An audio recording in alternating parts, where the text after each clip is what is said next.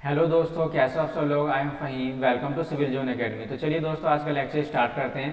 काफ़ी शानदार रहने वाला है, काफ़ी बेहतर कंटेंट आपको देखने को मिलेगा with the background information. This is for the daily current affair video sources are the Hindu, PIB, All India Radio और अदर इंपॉर्टेंट सोर्सेज। दोस्तों आज 21 जुलाई देख लेते हैं कौन कौन सी न्यूज़ हमारे लिए इंपॉर्टेंट रहेगी। This is important for the all the government exam, whether it is a UPSC, PCS, EPFO, SSC, banking, CDS and railway. चलिए दोस्तों, आज की प्यारी न्यूज़ देखते हैं। अभी एक एक्ट लाया जा रहा है, कंज्यूमर प्रोटेक्शन एक्ट 2019। क्लियर, देखिए किसको रिप्लेस करने वाला है। इससे पहले एक्ट आया हुआ है कंज्यूमर प्रोटेक्शन एक्ट 1986, ठीक है, जो 86 में आया था उसको रिप्लेस करके 2019 का एक्ट लाया जा रहा है। अभी फोर्स में आ गया दोस्तों, लागू हो गया, कल ही लागू हुआ है 20 जुलाई को। क्लियर, देख लेते हैं क्या इस एक्ट में प्रोविजन है, क्या इसका फायदा है। ये इंपावर करने वाला है कंज्यूमर के राइट्स को, कंज्यूमर के जो अधिकार हैं, ठीक है, तो जो भी प्रोडक्ट खरीदते हैं तो उसमें उसको इंपावर करने वाला है। और क्या क्या देखते हैं रूल्स और प्रोविजन इसमें इंक्लूड किए गए हैं। तो देखिए पहला एक इसका जो अथॉरिटी बनाई गई है इसमें एक, जिसका नाम है सेंट्रल कंज्यूमर प्रोटेक्शन अथॉरिटी, ठीक है। तो इस अथॉरिटी को कंस्टिट्यूट किया गया है, जिसका काम क्या रहेगा दोस्तों, जो भी कंज्यूमर्स के राइट्स हो गए उसको इन्फोर्स करना, उसको लागू करना, सही तरीके से प्रमोट करना और उसके राइट्स को अच्छे तरीके से प्रोटेक्ट करना। तो ये सब इसका काम रहेगा। बाकी अगर किसी भी कंज्यूमर ने कोई भी कंप्लेन की है तो उसका एक अच्छे तरीके से इन्वेस्टिगेशन करना, क्या ये कंप्लेन सही है और किस तरीके से, ठीक है, इन्वेस्टिगेशन करेगा। और अगर कोई भी संलग्न पाया गया इंस्टीट्यूशन या कंपनी गलत प्रोडक्ट देने में, ठीक है, तो उस पर अच्छे तरीके से कार्रवाई दर्ज की जाएगी। ठीक है, तो इस तरीके से। और जो भी आप देखते हैं मिसलीडिंग एडवर्टाइजमेंट होता है, ठीक है, कंपनी का प्रोडक्ट कुछ और शो करता है एडवर्टाइजमेंट में और जब हम खरीदते हैं तो कुछ और निकलता है। तो अगर इस तरीके से भी कंप्लेंट पाई गई तो उसको भी सही तरीके से इन्वेस्टिगेशन किया जाएगा और उस पर कार्रवाई की जाएगी। तो ये पूरा इस अथॉरिटी का काम रहेगा।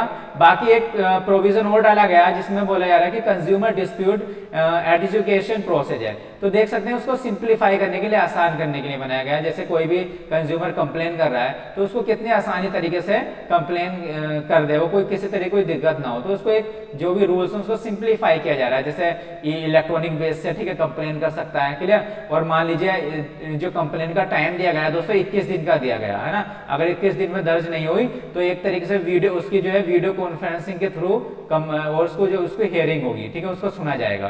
तो एक प्रोविजन और डाला गया। क्लियर, बाकी एक मीडिएशन का काम करने के लिए देखिए अगर इस अथॉरिटी पे ठीक है, इस मैकेनिज्म में अगर टाइम लगता है, अगर जल्दी सॉल्यूशन चाहिए तो एक अल्टरनेटिव रूट भी बनाया गया कि किसी मीडिएशन के थ्रू आप इसमें ठीक है कंप्लेन कर सकते हैं, इसका डिस्प्यूट रिजोल्व कर सकते हैं। तो एक मीडिएशन बनाया जाएगा अल्टरनेटिव। क्लियर, उसमें क्या रहेगा दोस्तों, वो जो मीडिएशन काम करेगा ये दोनों पार्टी अगर राजी होंगे, ठीक है, तभी इसका ये सॉल्यूशन प्रोवाइड करेगा। क्लियर, तो इस तरीके से देख सकते हैं। बाकी कुछ एक काउंसिल बनाई जा रही है इसमें, ठीक है, सेंट्रल कंज्यूमर प्रोटेक्शन काउंसिल। ये दोस्तों एक प्योरली एडवाइजरी बॉडी रहेगी और इस बॉडी में जो मेंबर रहेंगे लगभग, देखिए हेड जो करेंगे, देखिए मिनिस्टर लेवल की बॉडी है ये, इसमें हेड करेंगे union minister of the consumer affairs, ठीक है, जो यूनियन मिनिस्टर साहब है तो इसको हेड करेंगे, चेयरमैन रहेंगे। जो वाइस चेयरमैन रहेंगे दोस्तों ये food and public distribution with the minister of the state, तो इसके वाइस चेयरमैन रहेंगे। बाकी 34 अदर मेंबर भी रहेंगे और जो इसका टेन्यूर रहेगा, टाइम पीरियड लगभग 3 साल का रहेगा, ठीक है, 3 साल तक। बाकी फिर उसके बाद में चेंज हो जाएंगे तो 3 साल तक इसका टेन्यूर रहेगा।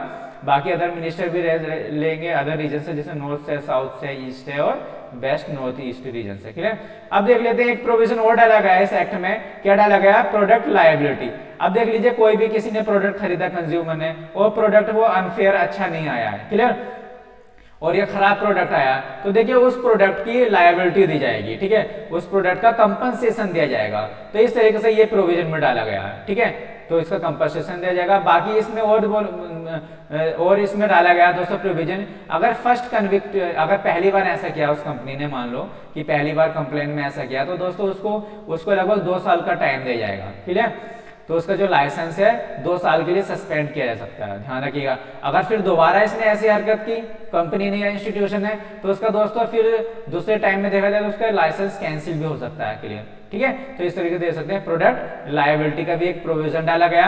बाकी देखिए ई कॉमर्स में भी शिकंजा कसा गया है, ई कॉमर्स, ठीक है, जैसे हम अमेजन हो गया, फ्लिपकार्ट हो गया, यहाँ से हम इसको बोलते हैं ई कॉमर्स, ठीक है। तो ई कॉमर्स वाली कंपनी हम डायरेक्ट प्रोडक्ट ऑनलाइन मंगाते हैं, ठीक है। अगर इसमें भी कुछ गड़बड़ पाई गई तो देखिए उसको भी अच्छी तरीके से देखा जाएगा। क्लियर। और उसके ये जो ई कॉमर्स है दोस्तों पूरी तरीके से ठीक है इस एक्ट के तहत ये इंफॉर्मेशन प्रोवाइड करेगा कि क्या क्या रिटर्न दे रहे हैं ये कंपनी, क्या रिफंड है इनका, क्या एक्सचेंज कर रहे हैं, है ना, एक्सचेंज कर रहे हैं या नहीं कर रहे हैं, कितनी वारंटी दे रहे हैं, ठीक है, डिलीवरी टाइम क्या है। तो इस तरीके से सब इनके जितने भी प्रोसेस को, ठीक है, इसको इस तरीके से सही तरीके से इन्वेस्टिगेट करेगा ये। क्लियर। तो इसको भी लगाम कसी जा रही है। बाकी दे सकते हैं इसमें जो टाइम पीरियड है दोस्तों 24 घंटे का दे रखा है। अगर कोई भी है ना ई कॉमर्स के थ्रू आप कोई भी कंप्लेन करना चाह रहे हैं इन कंपनी के, तो इसमें 24 घंटे के अंदर अंदर ये कंपनी जो है दर्ज कर लेगी कंप्लेन, है ना। और जो इसका सोल्यूशन देगा लगभग जो इसका रिजल्ट आएगा 1 मंथ के अंदर अंदर ये आपको इसका रिजल्ट दे दिया जाएगा। क्लियर। तो ध्यान रखिएगा। तो अगला न्यूज दोस्तों इंडिया की अभी रैंक आई है। और देखिए जो वर्कर्स के राइट्स हैं, जो भी काम करते हैं, है ना, जो भी वर्कर्स हैं इंडिया के अंदर उसके क्या राइट्स हैं, तो उसके ऊपर ये इंडिया की पूरे वर्ल्ड की रिपोर्ट आई है ना। तो इंडिया ने जो है दोस्तों टॉप किया है, ठीक है, टॉप किया मगर नीचे से किया है ना, क्या है टॉप वर्ल्ड कंट्री में आई है, ठीक है। तो इसका मतलब देखा जा रहा है कि जो वर्कर्स हैं देखिए उसके कोई इतने राइट्स नहीं देखे जाते हैं, है ना। देखिए बहुत सारे आपने देखा होगा काफी कंपनी में लोग काम करते हैं तो इतने घंटे लगभग 12 घंटे से भी ऊपर काम कराया जाता है, ठीक है, तो उनके कोई किसी भी राइट्स को नहीं देखा जाता है। तो बहुत ठीक है, तो इस तरीके से एक अनफेयर राइट्स है उनके लिए। क्लियर। तो इंडिया के काफी वर्स्ट कंडीशन है अगर वर्कर्स के राइट्स को देखा जाए।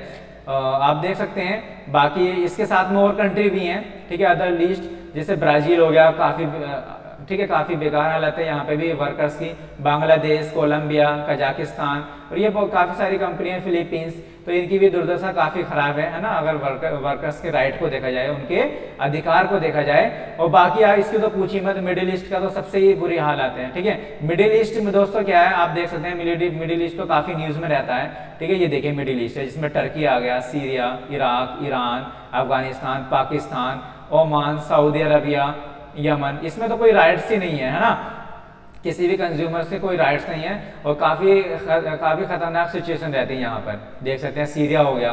तो ये तो सबसे वर्स्ट कंडीशन क्या है यहाँ पर पाई गई है। क्लियर। और देख सकते हैं बाकी अभी कुछ रिपोर्ट में बता रहे हैं कि लगभग 85% कंट्रीज जो है दोस्तों, जो भी राइट्स है, जो भी अधिकार है ना, स्ट्राइक करने का, देखिए जो भी यूनियन का स्ट्राइक एक अधिकार है, ठीक है। तो इसका भी देखिए दोस्तों, इसका वॉलेशन करते हैं। लगभग 85% ऐसी कंट्रीज हैं जो इनके राइट्स को नहीं देखती, है ना, इसको वॉलेट करती हैं, राइट टू स्ट्राइक, जो इनका अधिकार है स्ट्राइक करने का। बाकी कलेक्टिव बार्गेनिंग वगैरह करते हैं। तो इसका 80% ऐसी कंपनी है जो इनके राइट्स को नहीं देखती है। क्लियर। बाकी देख सकते हैं जो फ्रीडम ऑफ स्पीच, देखिए फ्रीडम ऑफ स्पीच में 2019 में 54 थी, ठीक है। अब लगभग 56 कंट्री आ गई हैं जो डिनाइड करती हैं, फ्रीडम ऑफ स्पीच को पूरी तरीके से डिनाइड करती है ना।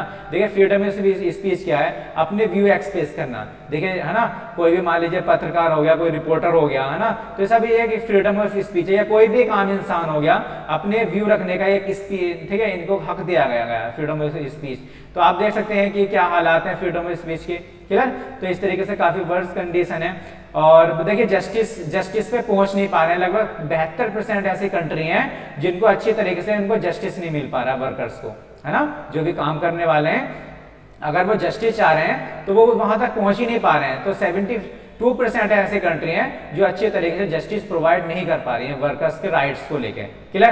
देख लेते हैं कौन सी इंटरनेशनल पे ऑर्गेनाइजेशन है जो वर्कर्स के राइट को देखती है या ये रिपोर्ट जारी करती है। ये दोस्तों इंटरनेशनल ट्रेड यूनियन कॉन्फेडरेशन, ये पूरी कंडीशन बताते हैं कि आखिर किस कंट्री में वर्कर्स के क्या राइट्स हैं, कितने राइट्स का हनन हो रहा है ना, तो ये बताती है। तो ये world's largest trade union federation है। क्लियर। और दोस्तों ये कब आई थी, 2006 में आई थी ये, है ना, 2006 में फाउंड हुई थी। देखिए वीना ऑस्ट्रिया, ये ऑस्ट्रेलिया नहीं है, वीना एक ऑस्ट्रिया में जगह है वीना, ठीक है। तो यूरोपियन कंट्री है। क्लियर। ईस्टर्न यूरोपियन तो ऑस्ट्रिया दोस्तों वीना एक जगह है, ठीक है। तो वहां पर ये फॉर्म्ड हुई थी। और देख लेते हैं इसका जो लोकेशन है ब्रसेल बेल्जियम में। क्लियर। तो देख सकते हैं अगली न्यूज देखते हैं।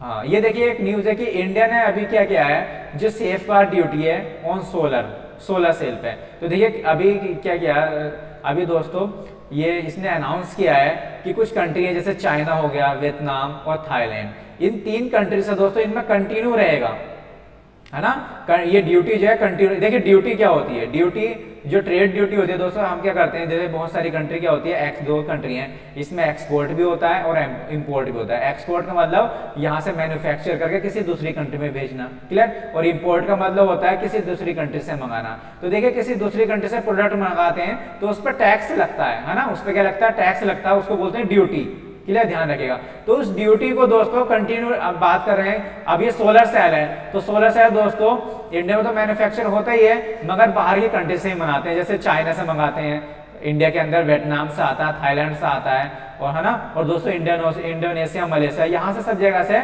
हमारे सोलर सेल मंगाए जाते हैं, इंपोर्ट किए जाते हैं, तो उसमें ठीक है, तो ड्यूटी लगती है, ठीक है। तो देख सकते हैं फिलहाल में जो है इंपोर्ट्स या अभी अनाउंस किया कि their safeguard duty on the solar cell, ठीक है, तो उस पर ड्यूटी लगाई जाएगी, अगर वहां से मंगाए जाएंगे तो उस पर टैक्स लगाया जाएगा।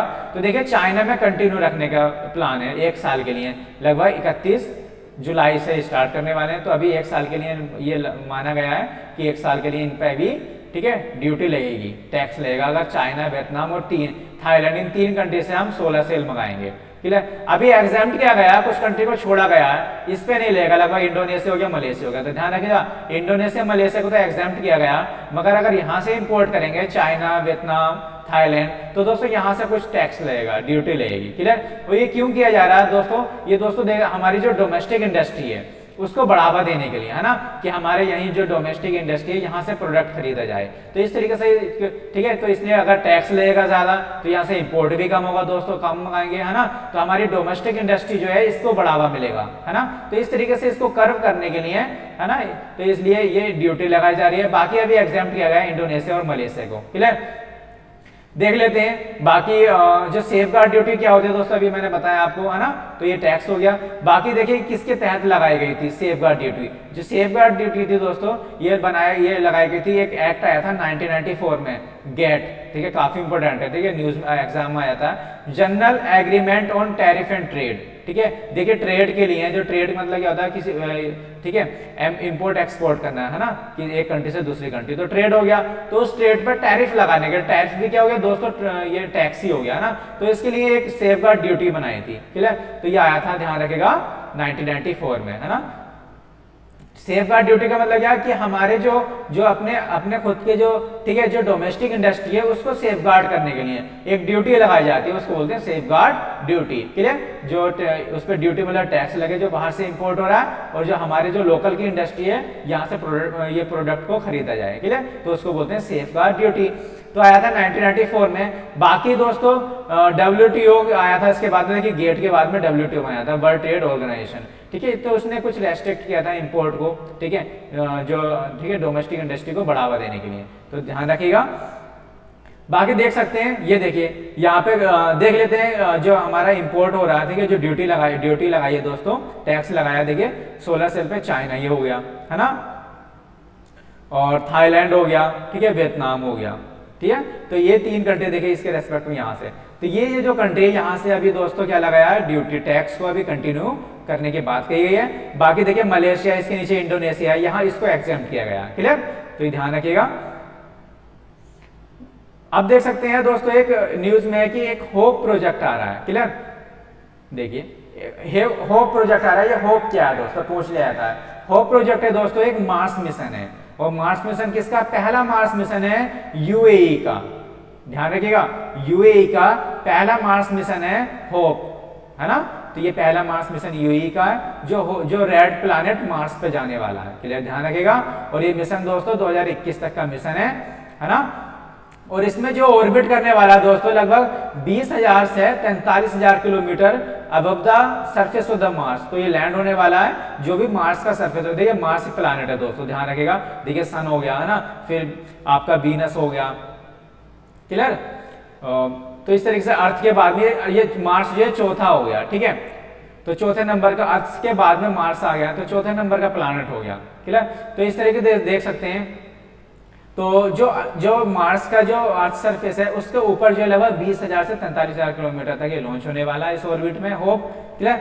अब देख सकते हैं कि सैटेलाइट कंप्लीट करने वाला है, लगभग ये करेगा दोस्तों 55 आवर में ये पूरा एक सैटेलाइट अपने ऑर्बिट को कंप्लीट करेगा, चक्कर लगाए, ठीक है, और मतलब ऑर्बिट को कंप्लीट करेगा 55 आवर में, और किस एंगल के तहत जा रहा है ये 25 डिग्री एंगल के तहत जा रहा है, क्लियर। और बाकी वहां पे क्या स्टडी करने वाला आप देख सकते हैं, आपको पता ही है कि मार्स में क्या क्या स्टडी होने वाली है, ठीक है, मीथेन गैस की, बाकी ऑक्सीजन है या नहीं, ठीक है, कितना लेवल है ऑक्सीजन का और हाइड्रोजन का, क्लियर। और देख सकते हैं जो इस मिशन के बारे में जान लेते हैं, ये 2 मार्सियन ईयर है। 2 मार्सियन का मतलब जो भी मार्स के 2 साल होते हैं, है ना, मार्स के 2 साल होंगे लगभग 687। देखिए हमारा जो अर्थ का प्लानट है, अर्थ के बाद में मार्स का प्लानट आता है, ठीक है। तो अर्थ का जो चक्कर लगाता है दोस्तों, एक साल कितने का होता है, 365 का होता है ना, 1 ईयर 365 का होता है। इसके बाद में देखिए मार्स आ गया। मार्स देखिए इससे और इस सन से और ज्यादा दूर है ना, तो देखिए और ज्यादा देरी में रिवोल्यूशन करेगा, है ना। जो ज्यादा करीब प्लानट होगा उसको रिवोल्यूशन करने में कम टाइम लेगा।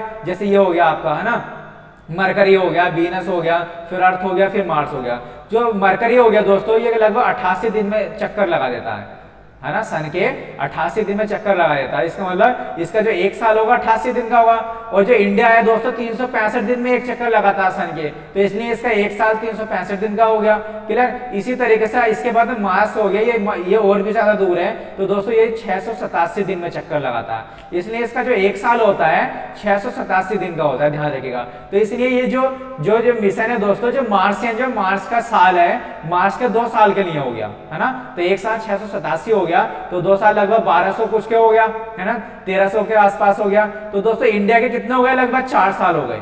अगर मार्स के 2 साल हैं तो इंडिया के लगभग 4 साल हो गए। तो दोस्तों यहाँ के 2 साल होने वाले हैं, और जो इंडिया में अगर हम यहाँ पे सॉरी इंडिया नहीं अपना, अगर हम अर्थ के प्लैनेट पे देखेंगे तो हमारे 4 साल होने वाले हैं, क्लियर। तो ध्यान रखिएगा। और बाकी ये फर्स्ट मिशन है मार्स का, क्लियर, यूएई का।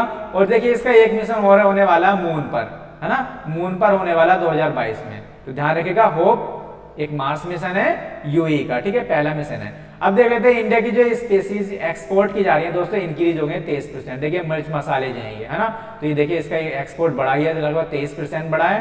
बाकी देख सकते हैं 2019 में, है ना, और जो देख सकते हैं कितने मिलियन का हुआ, 359 मिलियन यूएसडी जून में हुआ है, क्लियर, कंपेयर टू 290 मिलियन जो जून 2019 में हुआ था। तो देख लेते हैं इतना बढ़ गया है ना। बाकी जो ओवरऑल एक्सपोर्ट हुआ है दोस्तों वो डिक्लाइन हुआ है ना, देख सकते हैं कोविड-19 का एरा चल रहा है, तो देख सकते हैं यहाँ पे ओवरऑल तो एक्सपोर्ट डिक्लाइन ही हुआ है, लगभग कितना हुआ है 12.41%, ठीक है, 12.41% डिक्लाइन हुआ है। मगर जो अगर स्पाइसी की बात की जाए, मिर्च मसाले की, इनमें इंक्रीमेंट हुआ है लगभग 23%, ध्यान रखेगा। बाकी कौन कौन से देखिए एक्सपोर्ट करते हैं हम लोग, पेपर हो गया, काली मिर्च, जिंजर, अदरक, ठीक, कार्डमम, लौंग वगैरह ये सब, ठीक है, इस तरीके से मिंट हो गया, ठीक है, ये सब चीज़ें को इंपोर्ट किया एक्सपोर्ट किया जाता है। और बाकी कौन कौन सी कंट्री इंडिया से खरीदती हैं, ये देखिए यूएई हो गया, France, US, UK, Germany, Australia, Iran, China, Bangladesh, France, ये सब कंट्री दोस्तों इंपोर्ट करती हैं इंडिया से, क्लियर। अब देख लेते हैं, अभी एक प्रेफरेंशियल ट्रेड एग्रीमेंट हुआ है, ठीक है, पीटीए, है ना, पीटीए, प्रेफरेंशियल ट्रेड एग्रीमेंट अभी किसके साथ हुआ, इंडिया और साउथ अफ्रीकन कस्टम यूनियन। देखिए एक यूनियन है साउथ अफ्रीका की, ठीक है, मतलब अफ्रीकन कंट्री की कुछ यूनियन है, कुछ कंट्री मिली हुई है जो जिसको बोला जा रहा है साउथ अफ्रीकन कस्टम यूनियंस। तो देखेंगे इसके अंदर कौन कौन सी कंट्रीज आती हैं, क्लियर। इसके अंदर दोस्तों कंट्रीज आती है, अगर देखा जाए साउथ अफ्रीकन कस्टम यूनियन, इसके अंदर कौन कौन सी कंट्रीज आती हैं, देखिए साउथ अफ्रीका हो गया, नम्बिया हो गया, है ना, लिसोथो हो गया, बोस्टवाना हो गया, एस्टवनी हो गया, जिसको पहले स्वाजीलैंड बोला जाता है। देखिए एक स्विट्जरलैंड होता है, ये स्विट्जरलैंड नहीं है, ये दोस्तों स्वाजीलैंड है, ये अफ्रीका में है, क्लियर। तो देख सकते हैं ये 5 कंट्री मिलकर इसको बोला गया, एक ब्लॉक बनाया, एक ग्रुप बनाया, साउथर्न अफ्रीकन कस्टम यूनियन। ये दोस्तों साउथर्न अफ्रीकन कंट्री है, तो इनको बोला था, ध्यान रखिएगा 5 कंट्री है, साउथ अफ्रीका, नम्बिया, लुसोथो, बोस्टवाना, और ये आपका है इस्टवनी, अभी इसका नाम चेंज हुआ है, ठीक है, इस्टवनी, ध्यान रखिएगा स्वाजीलैंड का नाम चेंज हुआ इस्टवनी। तो ये 5 का ये एक ग्रुप है। तो देख लेते हैं मैप में, देखिए यहाँ पर है, ये नम्बिया हो गया, बोस्टवाना, साउथ अफ्रीका, लुसोथो, इस्टवनी, है ना, ये स्वाजीलैंड हो गया। तो ये दोस्तों इन 5 को बोला गया, ये एक यूनियन है। तो इन 5 के साथ में हमारे इंडिया के साथ में ये मेडागास्कर हो गया, यहाँ पे इंडिया इस साइड में, तो इंडिया के साथ में इनका एक पीटीए हुआ है, ठीक है, प्रेफरेंस ट्रेड एग्रीमेंट। तो ये अभी हुआ है, देख लेते हैं क्या है, क्लियर। तो इसके साथ में एग्रीमेंट हुआ है।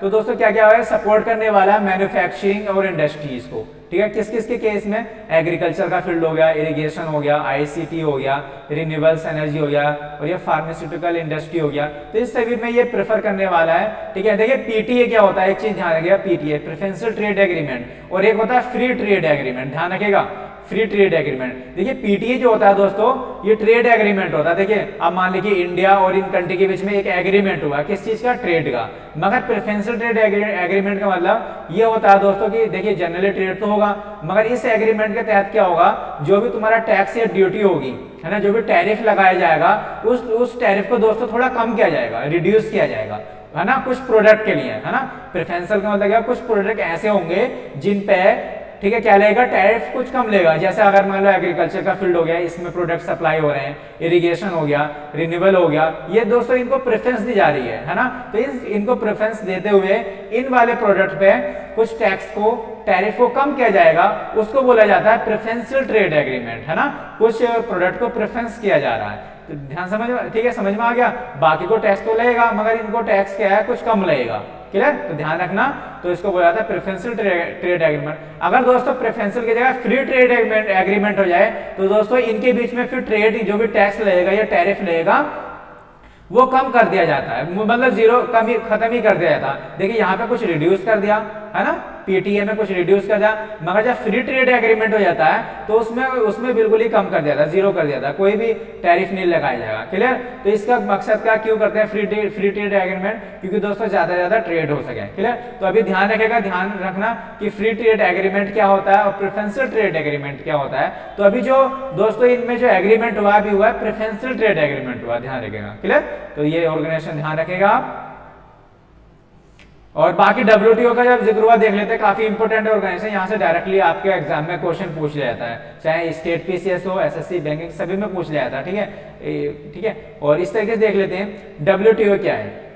देखिए डब्ल्यूटीओ क्या है, इंटर गवर्नमेंटल ऑर्गेनाइजेशन है, ठीक है, पूरी इंटरनेशनल की ऑर्गेनाइजेशन है, जो रेगुलेट करती है दोस्तों international trade between the nation. जितनी भी इसकी मेंबर कंट्री है ना, कितनी है दोस्तों, 164 है, ध्यान रखिएगा, इसके जो मेंबर कंट्री 164 है, तो इनके बीच में क्या क्या ट्रेड रहेगा, क्या क्या रूल और रेगुलेशन रहेगा, किसी ट्रेड का हनन तो नहीं हो रहा, तो सब तरीके से रेगुलेट करेगा, ठीक है। तो ये ट्रेड को बढ़ावा देने के लिए है ना, और तो इस तरीके से ये जो डेवलपिंग कंट्री है किस तरीके से वो देखा जाता है, तो पूरे इशू को रिजोल्व करता है ये डब्ल्यूटीओ, वर्ल्ड ट्रेड ऑर्गेनाइजेशन है। बाकी कब आई थी दोस्तों, ध्यान रखिए, डायरेक्ट एग्जाम में आ जाता है कि डब्ल्यूटीओ कब आई थी, ठीक है। तो 1 जनवरी 1995 को आई थी, 1995 को, और कौन से एग्रीमेंट के तहत आई थी, देखिए मर्राकाश एग्रीमेंट। देखिए अब मैं मर्राकाश दिखाता हूं आपको कहां पर है। देखिए ये हमारा, देखिए इंडिया हो गया, है ना, यहाँ से देख सकते हैं मर्राकाश, अगर यहाँ से देखेंगे यहाँ पर है, देखिए मोरक्को एक कंट्री है आपकी, ये इसकी है दोस्तों, ये है, ये अफ्रीका की, है ना, अफ्रीका की कंट्री है, वेस्ट वाली है, तो मोरक्को। तो यहाँ पे एक मर्राकाश जगह है, तो यहाँ पर एग्रीमेंट हुआ था, क्लियर, डब्ल्यूटीओ का, ध्यान रखिएगा। तो मर्राकाश मोरक्को में जगह है, तो यहाँ पर एग्रीमेंट हुआ था। तो कौन से एग्रीमेंट के तहत ये बना था डब्ल्यूटीओ, ये बना था मर्राकाश एग्रीमेंट, क्लियर, ध्यान रखिएगा। बाकी किसको रिप्लेस किया था, गैट को, ध्यान रखना। गैट क्या होता है, general agreement on tariff and trade, ये दोस्तों 1948 में आ गया था। तो पहले जो एग्रीमेंट होता था टैरिफ का, ये जो भी होता था, तो 1948 में होता था general agreement on tariff and trade, GATT के तहत। उसके बाद में और इसको प्रमोट कर दिया और एक्सटेंड कर दिया गया, ठीक है, और सेफ गार्ड के पर्पज से और अच्छे तरीके से ट्रेड के क्या क्या प्रोविजन होने चाहिए। तो उसको एक अच्छी और बड़ी ऑर्गेनाइजेशन बना दी, जिसका नाम रखा गया वर्ल्ड ट्रेड ऑर्गेनाइजेशन, जो 1995 में आई थी। तो ध्यान रखिएगा। तो कि गेट इसकी जो पेरेंट ऑर्गेनाइजेशन है गेट है, तो गेट से ही ये बना है WTO, world trade organisation, clear. बाकी सबसे लार्जेस्ट इकोनॉमिक ऑर्गेनाइजेशन है, क्लियर, इंटरनेशनल। और देख सकते हैं इसका काम करेगा दोस्तों डिस्प्यूट रेजोल्यूशन करना है ना, जो भी कंट्री के बीच में ट्रेड से रिलेटेड डिस्प्यूट होते हैं, क्लियर। तो इस तरीके से ये इसको रिजोल्व करता है। और देख सकते हैं इसका हेडक्वार्टर जिनेवा स्विट्जरलैंड में है, और इसके जो करंट के डायरेक्टर हैं दोस्तों, ध्यान रखेगा, रोबर्टो अजीबेटो, ये देखिए इनकी पिक्चर है, देखिए, ठीक है, तो मुस्कुरा रहे हैं ये। तो ये इस तरीके से इनकी पिक्चर है, इनका नाम है रोबर्टो अजीबेटो, ठीक है। तो करंट के ये डायरेक्टर जनरल है डब्ल्यूटीओ के। अब देख सकते हैं, अभी देखिए एक न्यूज में एक मेगा पार्क बनाया गया है। मेगा पार्क क्या है, जोरम मेगा पार्क, ध्यान रखिएगा कहां पर है। तो देखो दोस्तों मिजोरम में, मिजोरम में सबसे पहला इनोग्रेट किया अभी इन्होंने किया, हमारे जो union minister food and processing industry की कौन है, श्रीमती हरसिमरत कौर बादल, तो जो है अनाउंस किया, इनोग्रेट किया एक जोरम मेगा फूड पार्क, ध्यान रखिएगा जोरम मेगा फूड पार्क, कहाँ पर, मिजोरम में। देखिए नॉर्थ ईस्ट का एरिया है, ये असम हो गया, मेघालय, सिक्किम, अरुणाचल प्रदेश, मणिपुर, नागालैंड, मणिपुर, और ये रहा त्रिपुरा, और ये है हमारा मिजोरम। क्लियर, तो यहाँ पे अभी बनाने की बात की गई है एक मेगा फूड पार्क। क्लियर, बाकी इसकी कॉस्ट 75 करोड़ आने वाली है और 55 एकड़ में बनने वाला है। बाकी बेनिफिट करने वाला है दोस्तों 25,000 फार्मर्स को, ठीक है, और इसमें इन्वॉल्व होने वाले हैं, एम्प्लॉयमेंट मिलने वाला लगभग 5,000 लोगों को एम्प्लॉयमेंट मिलने वाला। बाकी देख लेते हैं, नेशनल हाईवे 54 पर ये बनाया जा रहा है। क्लियर, और बाकी दोस्तों अभी जो है ना, पहले ये अनाउंस किया गया था लगभग 37 मेगा फूड पार्क बनाने का, जो अप्रूव हो चुके हैं पहले 37, उसमें से 18 अभी रनिंग में है। क्लियर, तो कितने बनने वाले हैं, 37 बनने वाले हैं, 18 रनिंग में है, और अभी फिलहाल में ये मणिपुर में पहला बनाया गया है Zoram mega food park. Thank you everyone, stay safe and healthy. आप मुझे फॉलो कर सकते हैं फेसबुक पर, इंस्टाग्राम पर, और ये टेलीग्राम की आप वीडियो के नीचे डिस्क्रिप्शन लिस्ट में आपको लिंक दी गई होगी, वहां पे क्लिक करके इस टेलीग्राम को ज्वाइन कर सकते हैं, जिससे जो भी आपको मटेरियल पढ़ा रहा हूँ यहाँ से आपको फ्री प्रोवाइड हो जाएगा। क्लियर, यहाँ से डाउनलोड कर सकते हैं PDF, और please like share and subscribe, ये बटन है, यहाँ से आप सब्सक्राइब कर सकते हैं।